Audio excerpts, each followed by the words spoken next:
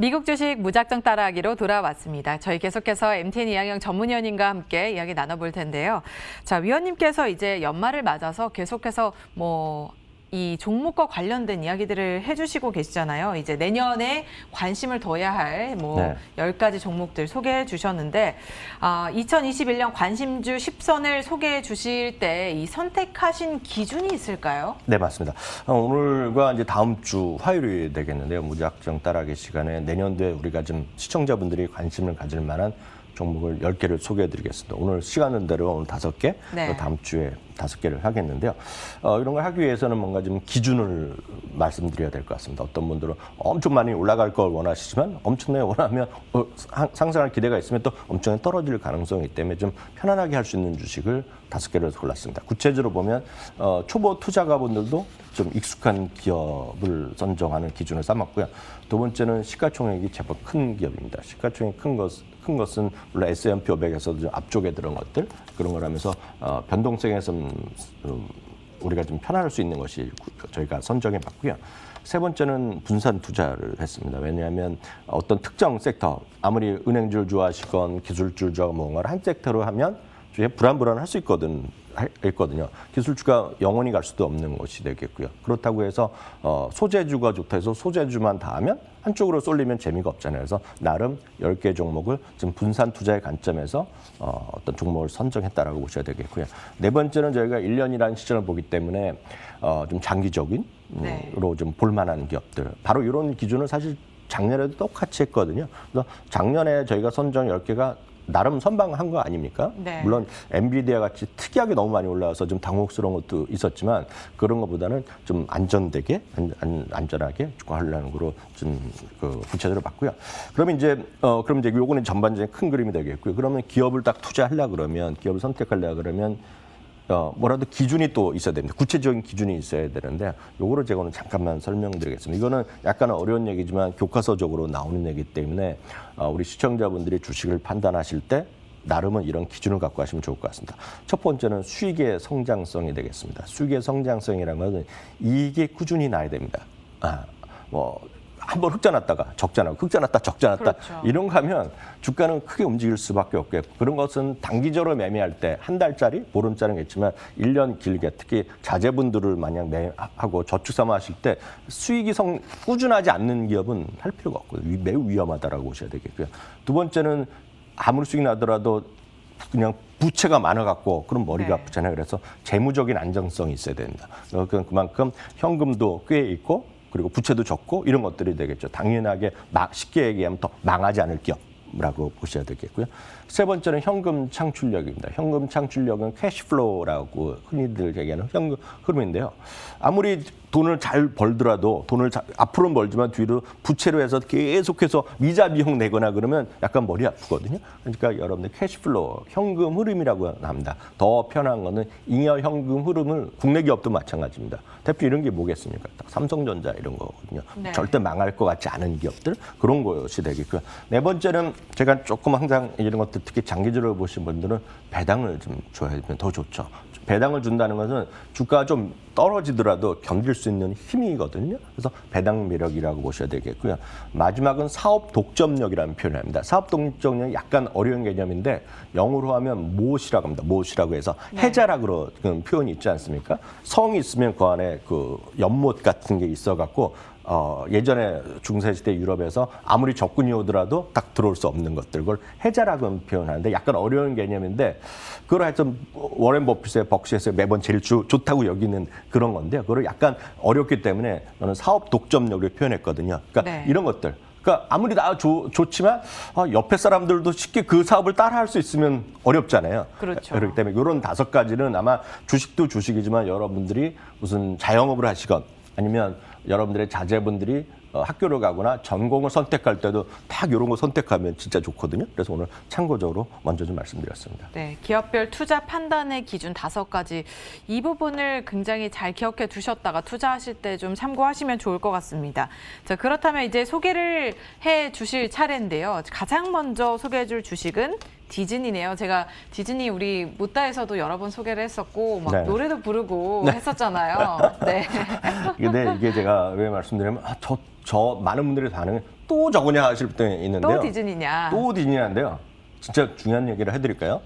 어떤 주식은 거예요? 자꾸 새로운 거 볼 필요가 없습니다. 어, 주식은 좋은 거는 계속 좋은 거죠. 삼성전자 말고 딴 거로 삼성전자 관련주, 삼성전자 말고 또 다른 거 제2의 삼성전자, 제3의 삼성전자 갖고 매매하신 분 중에 11대지만 돈을 번 사람은 좀 별로 본 적이 없습니다. 그래서 꾸준하게 갈 수 있는 거가 이제 첫 번째 기준이라고 보셔야 너무 되겠습니다. 좋은 얘기를 처음부터 해주시네요. 아니, 누가 그런 얘기하면 저는 대화를 잘 단절시킵니다. 알아서 하시라고 그러죠. 다른 얘기 자꾸 해달라 그러면. 저는 진짜 진심이거든요. 학교에서도 학생이 질문할 때 있어요. 그러면 이거 혼자 하세요 그러거든요. 그래서 네. 전 진심으로 말씀드리겠고요. 디즈니의 가장 중요한 것은 압도적인 지배력이죠.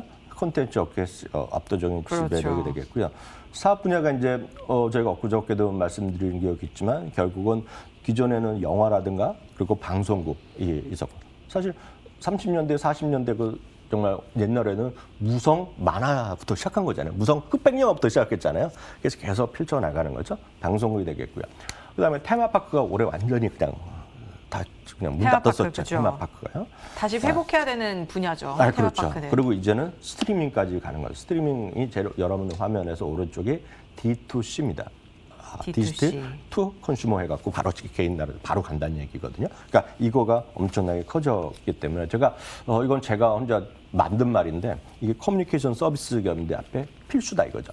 필수적으로 필요한 커뮤니케이션 서비스 기업이라고 저는 생각을 하고 있고요. 이게 지난번에 디즈니가 IR 인베스터 데이에 얘기했지만 디즈니가 내년에 한국에도 들어온다는 거 아닙니까? 모르겠습니다. 저는 젊으신 분들은 제가 잘 모르겠어요. 디즈니 플러스가 들어오신다는 디즈니 말씀이시죠? 플러스가 들어온다는 건데 자제분 있고 이런 분들은 저는 디즈니 플러스를 다 할 것 같고 아마 제 혼자 예측이지만 통신사들 있지 않습니까? 이동통신 이런 데서 네. 지금 넷플릭스 막 한 달 주듯이 다 줄 것 같습니다. 그거 주는데 디즈니가 거저주겠습니까? 그렇죠. 통신사가 돈을 내주고 있는 거죠. 그래서 저는 그런 것들이 상당히 의미가 있어 보시고요. 스트리밍 구독자가 빠른 속도로 증가하는 것은 다시 한번 확인드리면 지난 10월 말에 1억 1,990만 명이었는데요. 딱 한 달 만에 1억 3,700만 명이 됐습니다. 디즈니 플러스를 통한 직접 개봉을 계속 확대한다는 것은 IR에서도 말했는데요. 엠마 스톤 주연의 크루엘라가 2021년 5월에 디즈니 플러스에서 직접 먼저 개봉하겠고요. 탐 행크스 주연의 피노키오도 늦어도 2022년에 개봉하는 걸로 알려져 있습니다. 일단 말씀드렸다시피 현재 22개 국가에서 서비스하고 있는데요. 내년 이후 한국을 비롯한 전 세계 서비스 국가가 확대하는 거 보이고 있고요.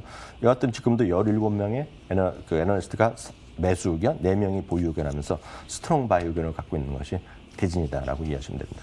네, 디즈니의 압도적인 시장 지배력, 특히 이 디즈니 플러스가 내년에는 사업을 더욱더 확장해 나갈 것으로 기대가 되면서 관심을 두면 좋을 종목으로 첫 번째 종목으로 꼽아주셨습니다. 자, 다음 두 번째 종목도 한번 살펴볼 텐데요. 두 번째 종목은 마이크로소프트입니다. 네. 너무 대형 기업들만 소개해 주시는 거 아니에요? 네, 그렇죠. 그렇지만 그게 돈이 된다면 어떡하겠습니까? 그리고 이거는 계속 말씀드린 완전 초보자분들 위주로 하시는 거 좀 맞을 것 같고요. 경험 있으던 분들은 마이크로소프트는 뭐하러 해. 다른 5G나 이런 데이터 관련, 클라우드 관련주 조그만 거 많은데 뭐 그건 알아서 하시면 되겠고요. 좀 장기적으로 보실 분들은 다시 한번 확인드립니다. 대표 IT 소프트 기업임에 분명하겠고요. 제가 어디 가나 얘기할 때 비자와 더불어 항상 얘기하는 거거든요. 마이크로소프트 없는 세상에서 살기가 진짜 쉽지 않거든요. 저희 방송국의 모든 원고, 모든 바로 이런 이미지 이런 것들, 파워포인트나 누구도 전부 다 하는 거, 마이크로소프트 워드 이런 것들을 다 쓰고 있다는 얘기죠. 엑셀이 없는 세상에서 살기가 쉽지 않을 것 같습니다. 그렇죠. 그러니까 이런 것들이 전부 다 어떤 마이크로소프트 안에 세상에 들어가 있겠고요. 가장 큰 성장 분야는 잠시 전에 코너에도 말씀드렸다시피 결국 클라우드 서비스의 애저 서비스가 고속 성장을 계속하고 있다는 것이 핵심이 되겠고요. 예전에 오피스 365에서 이름이 지금 이번에 마이크로소프트 365로 바뀌었는데요. 대부분 구독 서비스를 대부분 하고 있죠.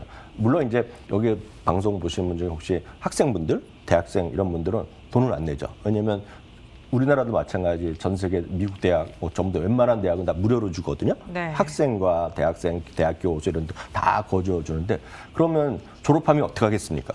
그때부터는 이제 돈을 물리는 거죠. 돈을 내야죠. 네. 예를 들어서 약간 다른 얘기 되면 아마존 프라임 서비스 있지 않습니까? 대학생들 이하는 반값으로 주고 있거든요. 네. 졸업하면 뭐 하겠습니까? 제대로 돈을 내야죠. 그러니까 그런 똑같은 거거든요. 그래서 모든 여러분들이 주식을 선택하실 때 어떤 것이라도 구독 서비스를 한다 그러면 가산점을 주는 게 맞는데 이 오피스가 얼마나 큰 역할을 했냐면 그다음 그래프를 하나 준비해 봤는데요. 닷컴 버블이 꺼지면서 고난의 10년을 보는 것이 바로 마이크로소프트입니다. 그래서 그 당시에 여러 가지 있었지만 빌 게이츠도 그만두고 또 한 명이 데려왔지만 그 다음에 2012년, 13년에 오피스 365를 런칭하면서 세상을 뒤바꾼 거거든요. 그래서 마이크로소프트, 지금은 이름이 마이크로소프트 365로 바뀌었지만 저도 한 6년째 1년에 한 거의 한 10만 원? 네. 한 달에 9불 90 계속 내고 있거든요.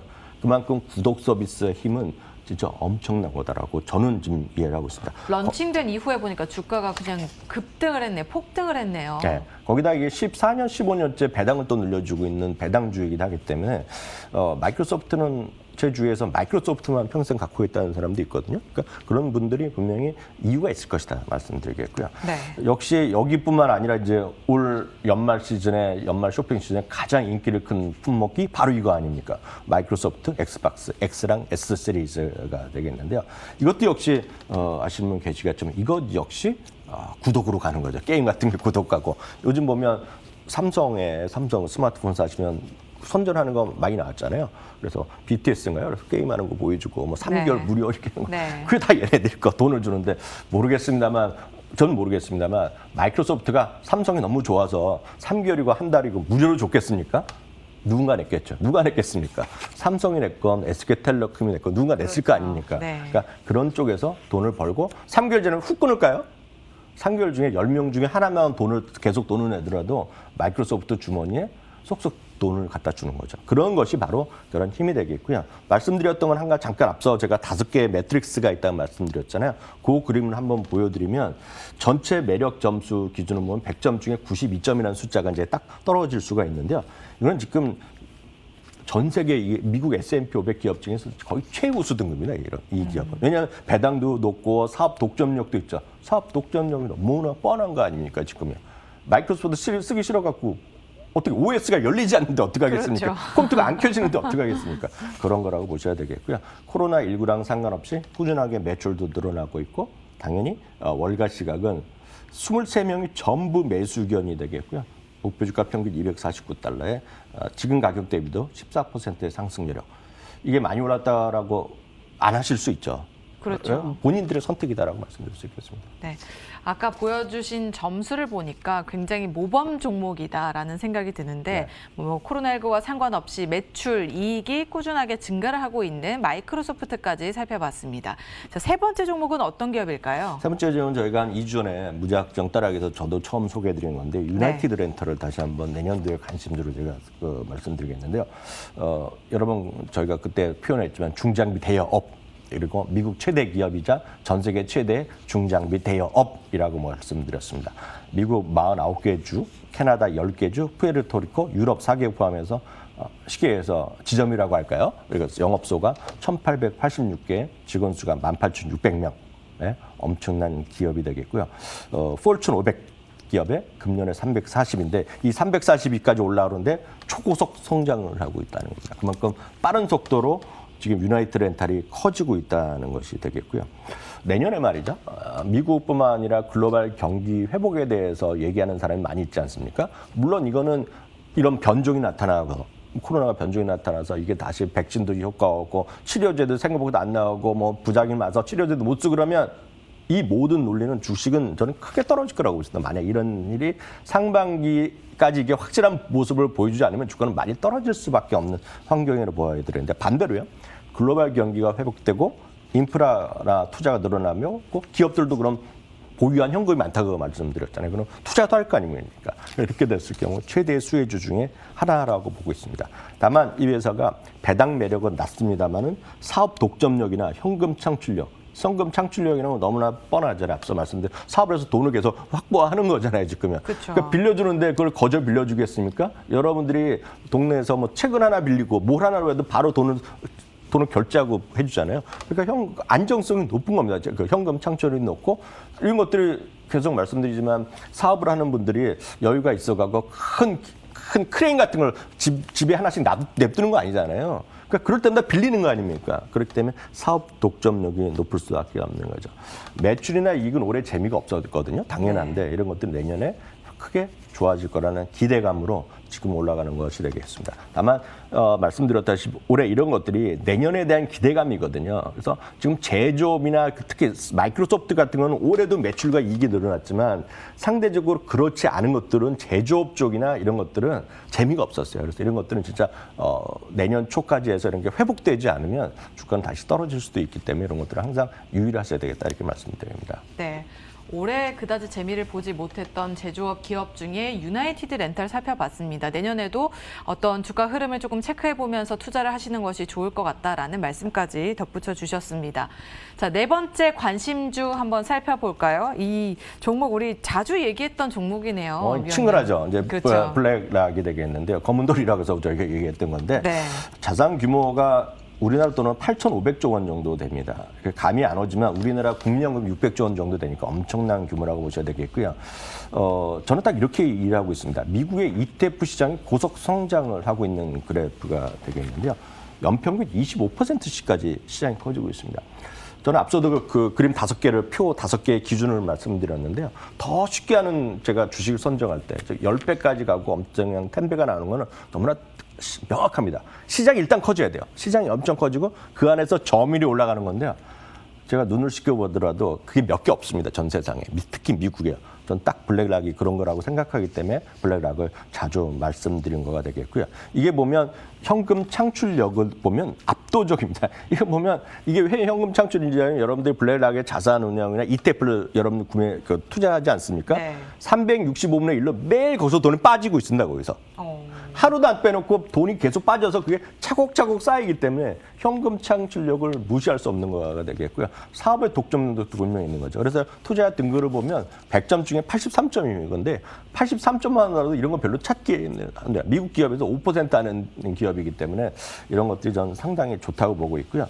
월가 시각은 당연히 강령 매수 의견을 갖고 있습니다. 8명의 매수, 1명이 보유 의견을 갖고 있을 뿐입니다. 여튼 내년까지 해서도 저는 상당히 올해의 수익만큼 한번 기대해 보는 것이 블랙락이다 이렇게 정리할 수 있겠습니다. 네. 검은 돌이라고 불렀던 이 블랙락에 대해서 살펴봤습니다. 자, 오늘 사실 4가지 종목을 소개해 주셨는데 다음번에 이제 6종목을 더 알차게 살펴주시고요. 오늘은 이쯤에서 이제 마무리를 지어야 될 것 같습니다. 오늘 여러 가지 종목도 알아봐 주시고 또 소개해 주셔서 감사합니다. 오늘 말씀 고맙습니다.